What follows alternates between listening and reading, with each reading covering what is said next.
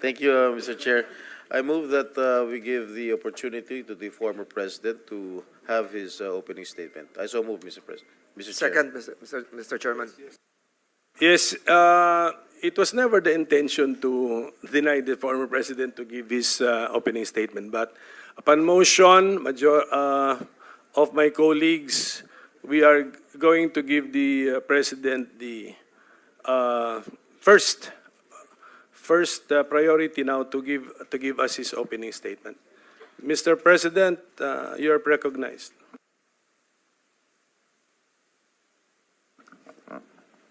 Before anything else,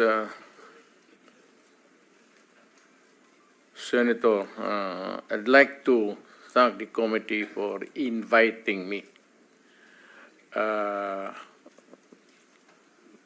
para once and for all malaman natin ang totoo.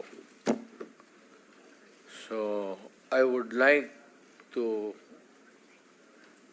request sa inyo na huwag ninyo akong ituring president or kaibigan.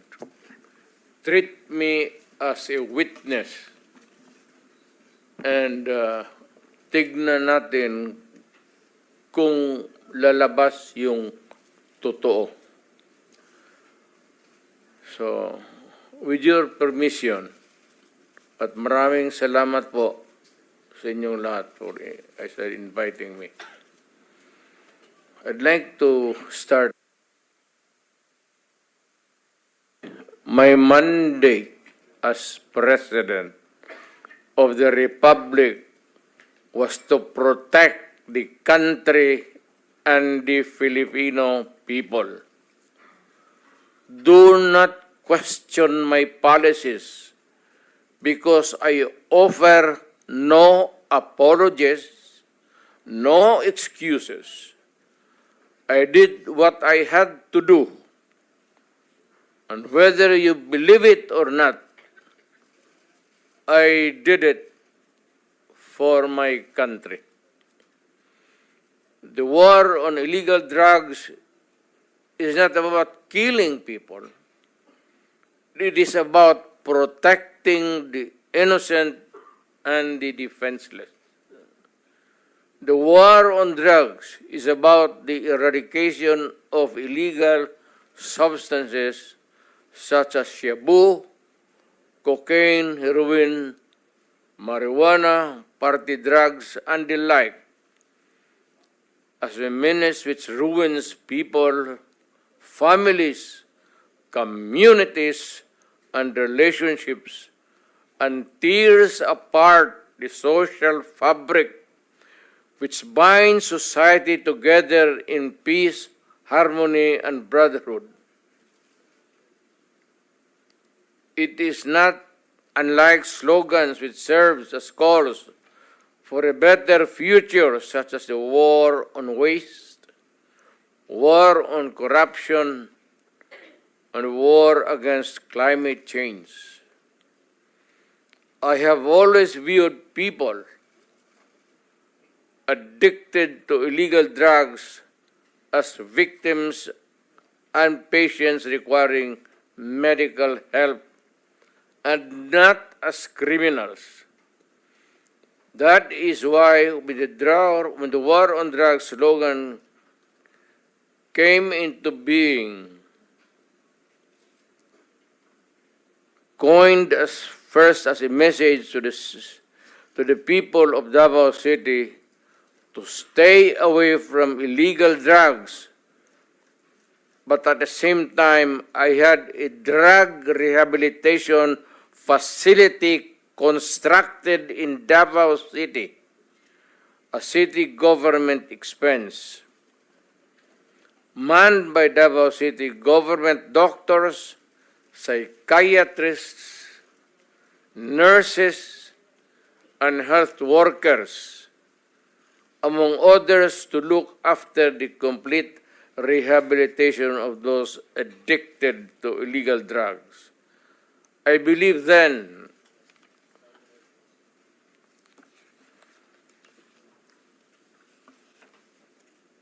and I still believe now that rehabilitation and not fear of death or incarceration to be the key to the return of the addicted individuals back to the mainstream of a just and forgiving society. But no mistake about it, I hate drugs. I loathe the purveyors, the merchants, and the pushers of this demonizing element. I have not failed to emphasize this from the very day of the campaign when I ran for the presidency in 2016. This was my covenant with the Filipinos who believed in me. And to this day, must still agree with what in government have achieved. It is unfortunate that drug-related crimes are on the rise again. Every day you can read about children being raped, people getting killed and robbed. And just recently, a drug den was raided within the Malacanang complex. This clearly manifests that the purveyors of this menace are back in business.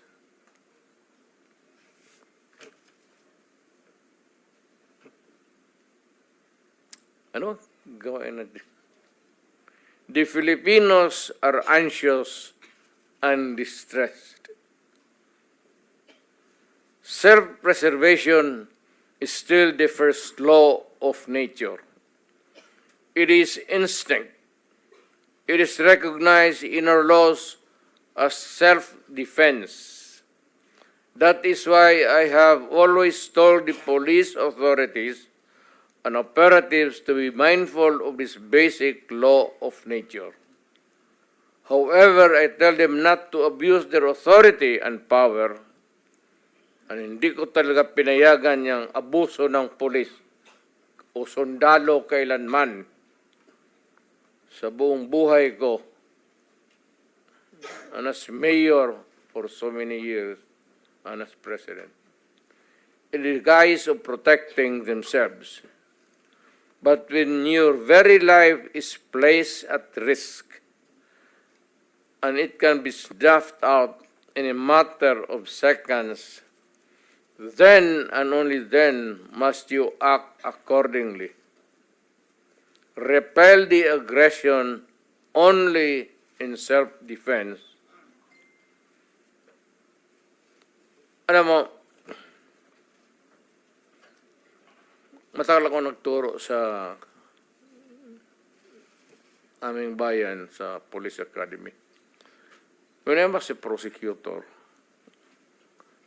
to augment my income, noon na bago akong kasal, nagturo ako sa police.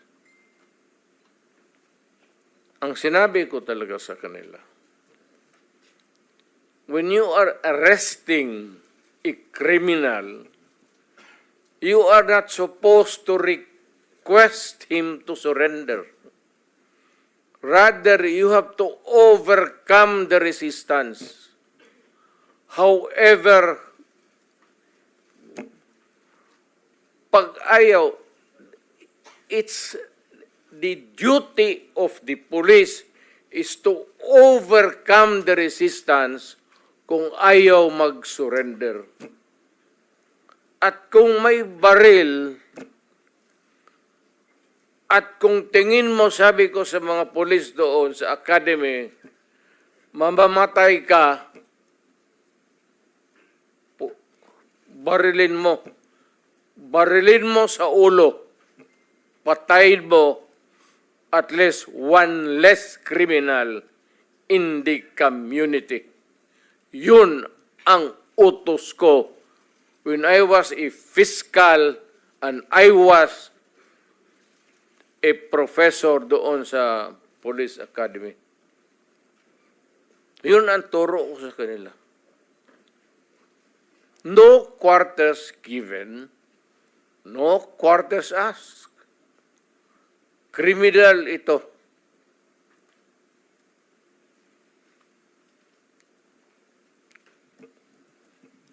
Repel the aggression only in self-defense. Do not make orphans of your children and widows of your wives. I don't want that in my conscience as mayor and president. Hindi ko mabigat yan sa konsensya ko. I have warned. But before that, my job as president was never easy. And it was not meant to be. I have tried to do the best I can to address the problem of illegal drugs firmly and without compromise. For all of its successes and shortcomings, I alone take full legal responsibility sa lahat na nagawa ng mga pulis pursuant to my order. Ako ang managot. At ako ang makulong. Huwag yung pulis na sumunod sa order ko. Kawawa naman. Nagtatrabaho lang. Yun ang gusto kong sabihin sa Pilipino at mabutit niyaya ninyo ako dito. Once and for all, yan ang gusto kong sabihin sa tao.